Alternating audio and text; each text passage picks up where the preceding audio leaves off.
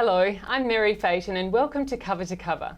The program is presented by Writing WA, the peak body for writing and related activities in Western Australia. On Cover to Cover, I meet up with the author of Writing WA's Book of the Month.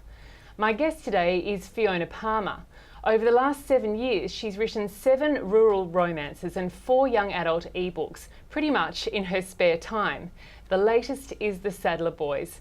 Fiona, thanks so much for being with me today. No worries, Mary. Thanks for having me. Now tell me about the place that you live, a small wheatbelt town called Pingaring. Pingaring, yes, that's What's right. there? What's there? We have a local general store which has everything from your chemical, hardware, alcohol, groceries, the post office. It's also the local meeting place, and then there's 5 houses in town, one which is mine, one which belongs to my parents, and then the shopkeeper's house as well. And our school closed down, so that's now become sort of our community centre where we go to have our progress meetings. We have a golf course and a tennis club, sort of cricket club, which doesn't get used anymore. And a hall, and that's about it. So how many people in total live in Pingaring? Probably around 10 in the town, 30 if you include the whole district. Okay, and then, when you're having meetings and stuff, presumably people from other regions come in and join you there, do they? To run these clubs and... No, not really. Our golf clubs are struggling at the moment. I think we have one lady play and, just a handful of men. And so, usually we're all on the same committees and doing the same jobs, and it's just sort of how it works in a small community. Yeah. Now, tell me about young Fiona, because I hear you're a 3rd generation speedway driver and from a young age a reader of romance. Yes. I guess, I wasn't a big reader as a child. I was always outside playing. When you have the bush as your play gym, we were always outside. And it wasn't until I was about 11, 12 that I remember sort of reading Danielle Steele books, because that's all Mum had on her bookshelf. And whether that started my love of romance, I'm not sure. But yeah, I didn't read a lot. I was more driving around in cars. I had my own little Datsun and go-karts, when I was 3. So the progression to a speedway car was sort of the next thing when I was 16, and I raced for 7 years, right up until I was pregnant with my daughter.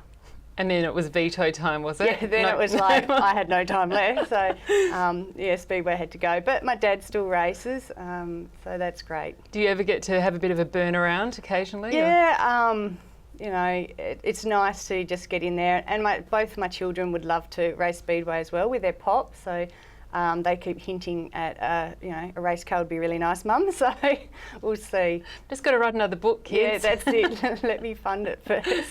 So, as well as some of the jobs that you do in terms of being, treasurer of this and secretary of that, you also work as a farmhand on a neighbouring farm, don't you? Yep. What do you do there? Well, the friends of mine actually rang me up last year and said, did I want to write a book about a girl who drives a header? And I said, sure. I love farm work. I grew up on my uncle's farm, and so I jumped at the chance and did harvest, and then it worked out so well. I'd put the kids on the bus, then I'd go out and work all day and then come home in time for them to be home, and it just worked really good. And they said, do you want to come back for seeding, and then this and that and that. So it's sort of turned into a full-time job out on the farm, but I love it, and I'm looking forward to harvest again. Yeah, do you write during harvest time? I didn't last year. I waited till I'd finished, but with my deadline looming, I really need to write during harvest, otherwise I'm going to run out of time.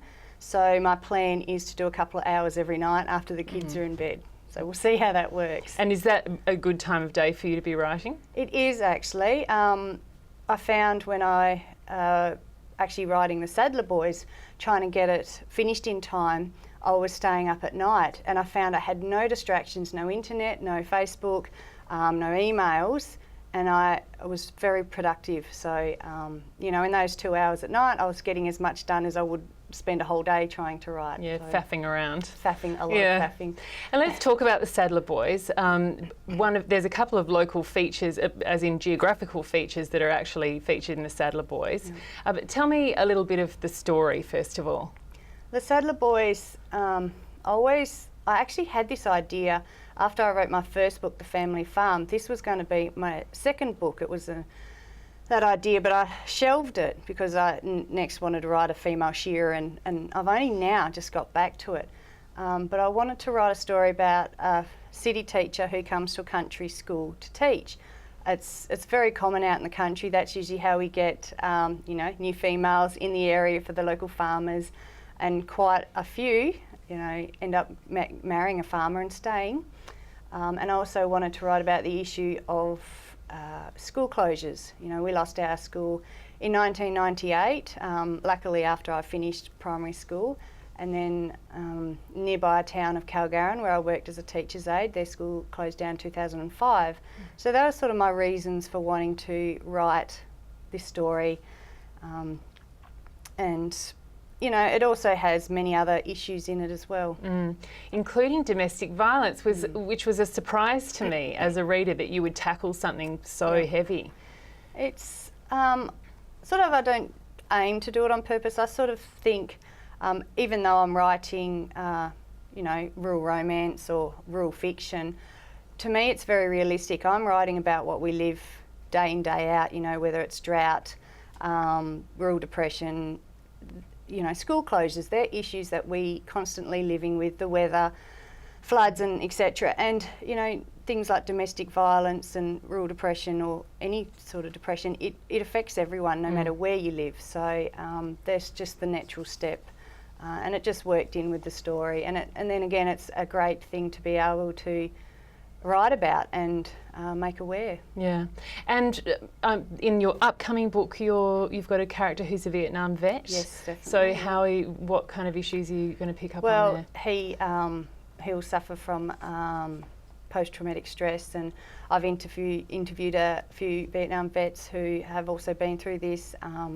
And I can't wait to sort of merge that in with the story. It's sort of going to be a follow-on book with Kim, who was in The Saddler Boys. She was one of the secondary characters. So it'll something good going to happen to her. Yeah, definitely. She missed out with Drew, so it's her turn to have her story, and with a few issues through that as well. Yeah, and then there are other things in sunburnt country, depression and suicide. Organ donation in Outback Heart. Tell me about that story. One of local boys, I say local, but Cookeran's still a long way from Pingaring, but he'd passed away, and I'd read his eulogy, and he'd had a heart transplant when he was very young, and 10 years later he ended up passing away. And his story, knowing of him and his family, it just affected me, and I thought I really want to write a story about that, how important organ donation can be, and the journey of it, and that's how the Outback Heart sort of came about. Yeah. Well, as you called it to me before, rural fiction with romantic elements. Yeah. That's the way you see it. I do. Yeah. They always, I guess anything with a happy ever after is a romance story. My books will always have a happy ending.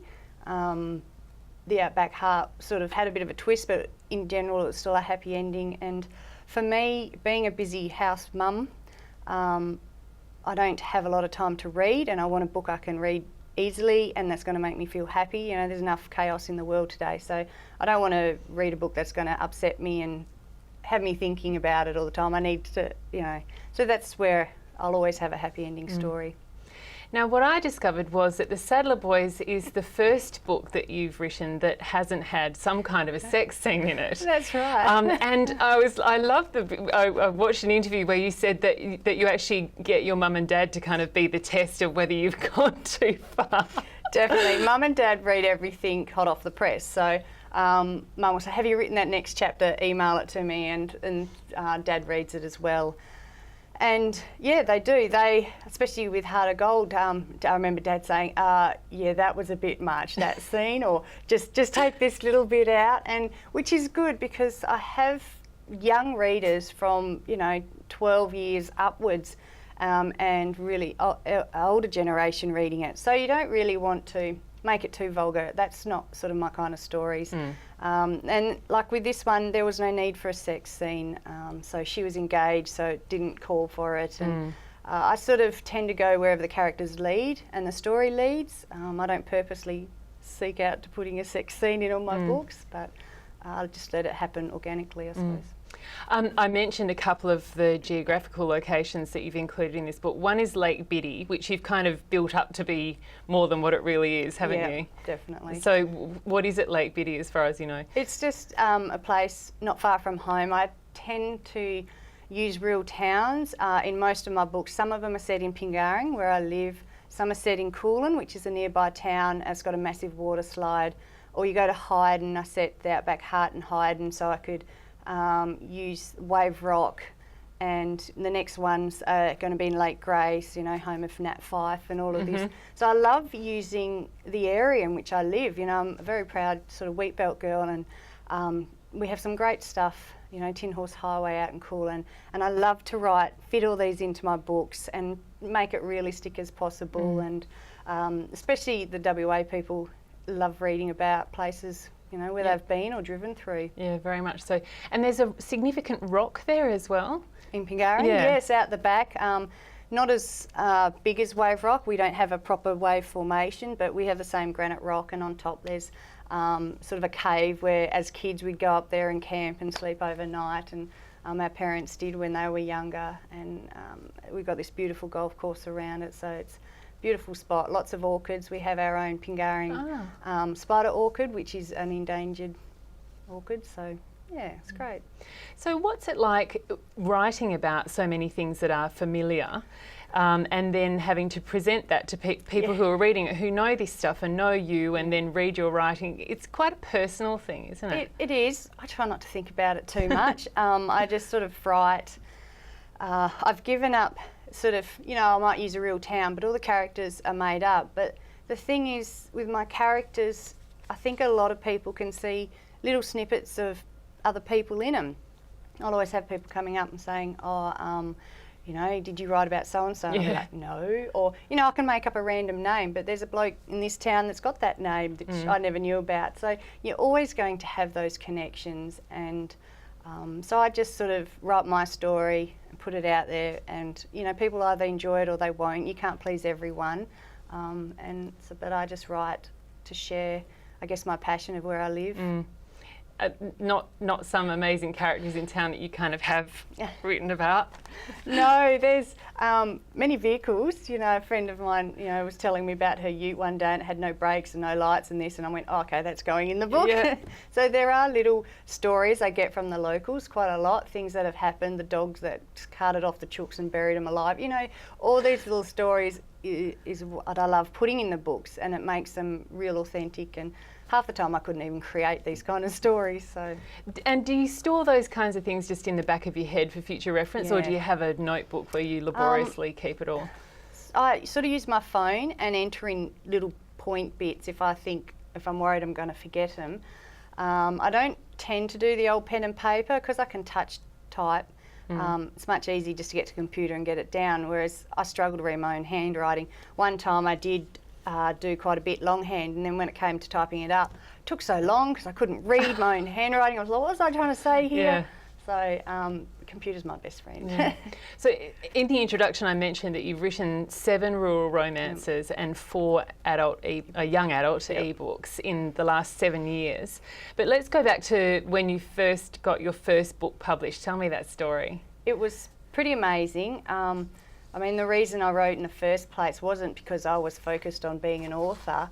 I guess it grew from loving where I live, being passionate about the country, loving our way of life, and really I had no time to read, so I think I formed a story in my mind as a way, you know, of doing housework and thinking of my story at the same time. And it got to the point where I had to write it down because it just grew and grew and grew. And I had it all typed up, and my mum sort of said, why don't you do something with it? And at that point I found out about the Australian Society of Authors mentorship program. I entered that and actually won, and I got to work with a published author who showed me how to set out a manuscript. All those important details I had no clue on. Apparently you need like indenting and double spacing and all these things I had no idea about. So that was valuable. And then my auntie sent down a book. It was Rachel Treasure's Jillaroo, and she said, this is just like your book. And I read it and I went, wow, you know, this is great. I guess Rachel Treasure is the start of the real rural genre. And I noticed she was published by Penguin, so I just sent off a letter in the first 3 chapters straight to Penguin, and it found its way to a publisher's desk. They asked for the whole book, and then another email with an offer of contract. So it just happened amazingly. It took a while to sink in. I think I carried my offer of contract email around for weeks. Oh. Just, rereading it, thinking, wow, is this really happening? So what was the time frame then from when you sent it off to when they came back to you and said, we'd like to see the rest of the book? Not very long.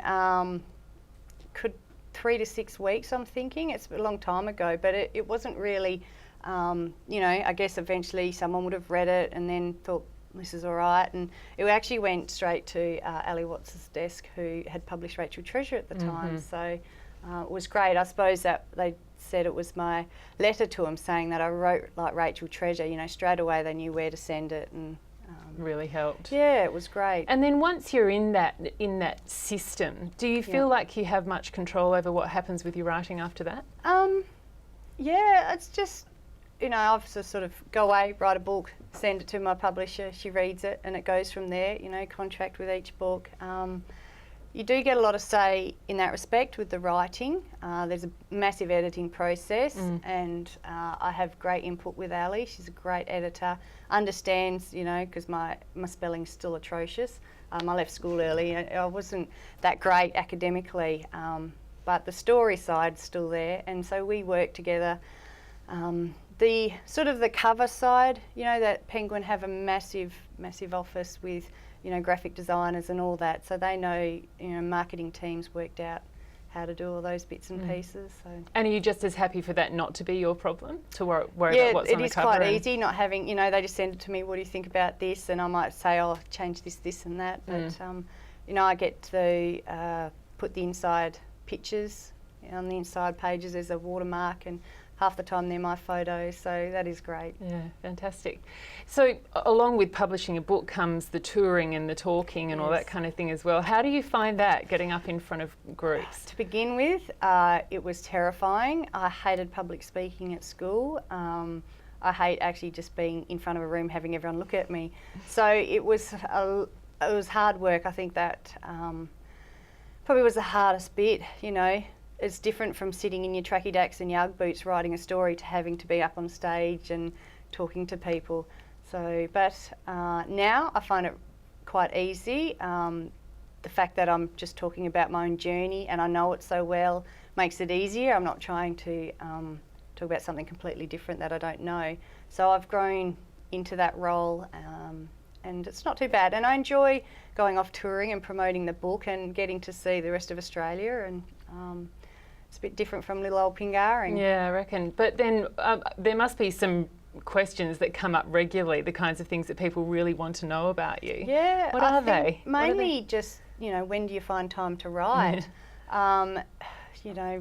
With all my community commitments and my secretarial roles, and on the Rural, Remote and Regional Women's Network, and there's, my full-time work at the farm, and then trying to write a book and then look after your kids in your house. It is challenging, and I love routine, but a lot of the time you just can't stick to it. Something happens with the kids and it throws a spanner in the works. So my writing, I think, is something that actually gets pushed to the back. It's the first thing to be pushed aside. You sort of have family first and these commitments, and the writing I just slot in when I can, really. Yeah. You mentioned the Rural, Remote and Regional Women's Network, and I'm really interested in that because it's coming up for its 20th anniversary. Yeah, next year. And up to maybe 10,000 members around Western Australia. It is great. It's a great network, and I applied, I suppose, because I felt the need to help our rural areas. I'm such a passionate person for country living, hence, why I started writing. And I thought, I needed to take that next step and be more involved and really try and support our lifestyle. And the network's amazing. There's a group of us from every part around WA, from Kununurra to Broome to Merredin. It is a great group of girls, amazing women that are all, have such talent, and I feel quite honoured to be on there with them. So what are some of the big issues that you're wanting to... across? Yeah. Well, we have our magazine which goes out, and it's really to help inspire, rural, remote and regional women, and to give them, I guess, a voice, and for us to help share things that may have worked for one town that, can work for other towns. But we find the same issues looking back, because we're, with our 20 years, we're looking back over the magazines and we're finding the same issues are still current. Childcare, the internet. How can you run a business in the country when you can't even get, internet service and your website working? So it's still been a massive,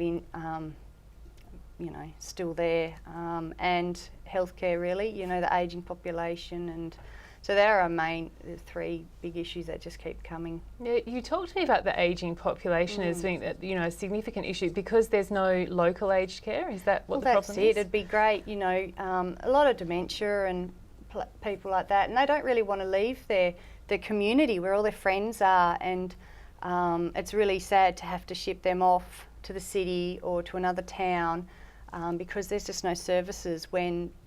If they could stay locally, their friends can still pop round and visit, and they're still, looked after, connected. And it's just connected, and it's great.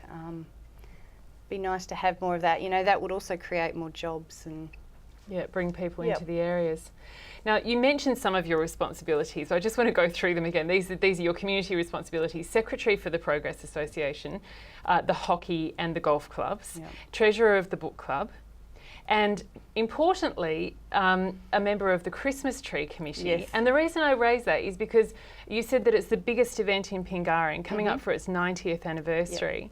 And that you're going to make a big deal of the 90th anniversary because you don't think it'll make it to 100. No.